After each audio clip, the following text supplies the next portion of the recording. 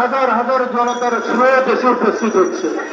জাতীয়তাবাদী দল বিএনপি গ্রাম থেকে গ্রামান্তরে এই জিপটার আমাদের নেতাকর্মী আমাদের শহরের আশপাশে এসে উপস্থিত হচ্ছে।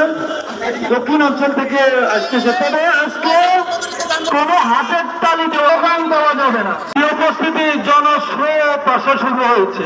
এটা মনে হয়েছিল আমরা আপনাদের সবাইকে চিনি।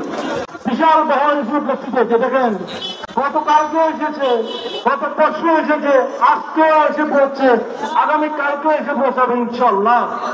দক্ষিণাঞ্চলের পরের থেকে আর নির্বাচন অতি সংক্ষিপ্ত সময় এসে পড়েছে। আপনারা জানেন নির্বাচন আমাদের দরকার করে রাখতেছে।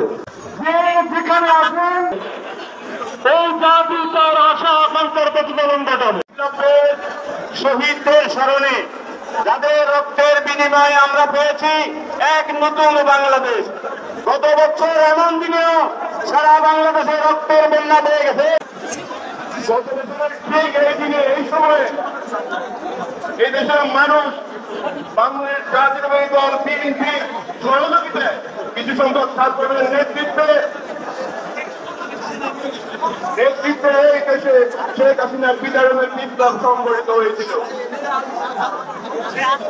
আমি আজকের এই দিনে সেই সব বীর শহীদদের আত্মার মাগফিরাত কামনা করি এবং আগামীতে ফেনীর জনগণ তথা জাতীয়তাবাদী দলের সকল নেতাকর্মীকে আগামী নির্বাচনে ধানের শীষে বিজয়ী করে আবার বাংলাদেশের রাষ্ট্র ক্ষমতার দিন থেকে ফিরিয়ে নিয়ে যাবেন সবার প্রতি এই আহ্বান এবং দৃঢ় আশাবাদ ব্যক্ত করে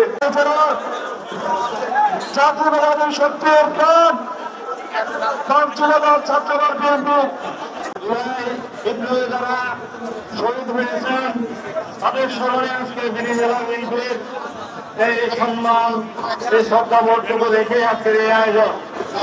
সম্মানিত এলাকাবাসী ও প্রিয় সংগ্রামী ভাই বন্ধুগণ, আপনারা জানেন গত জুলাই বিপ্লবের মধ্যে দিয়ে শাসিয়ার পতন হয়েছে, কিন্তু পতন হয় নাই তাদের প্রচুর নৈতিকতা এবং ইসলামী আন্দোলন সব ইসলামের কিছু সংগঠন আজকে বিএনপির নেতা বাংলাদেশের অভিসংবাদিত নেতা গণতন্ত্রের রক্ষা করার জন্য গত 17টা বছর বিদেশের মাটিতে বসে তিনি এই গণতন্ত্র ফিরিয়ে আনার সংগ্রামে তিনি অবতীর্ণ হয়েছেন। আজকে আমাদের প্রিয় নেতা জনাব তারেক রহমান সম্পর্কে যে কটূক্তি করা হয়েছে আমরা সাবধান করে দিচ্ছি। অনুযায়ী আপনাদের রাজনৈতিক অবস্থান অনুযায়ী আপনারা 70% যে দলের সমর্থন সেই দলের কোন নেতার বিরুদ্ধে কথা বলতে করে কথা বলবেন।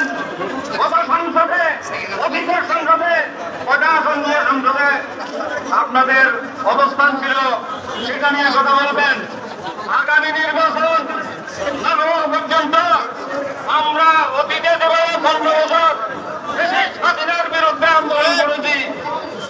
এইবার যারা ষড়যন্ত্র করবে ওই দেশের স্বাধীনতার বিরুদ্ধে আমরা রাজপথে থেকে আন্দোলন করব এবং আমরা তারেক রহমান ভাই যেদিন থেকে ফিরে আসবেন সেদিন প্রমাণ হবে এই দেশের মানুষ তাকে ভোট দিবে। ভোট কি আপনাদের মতো ভোট দিবে ইসলামের নাম করে তারা আজকে রাজনীতি করতেছেন। কথা বলতে সাবধান।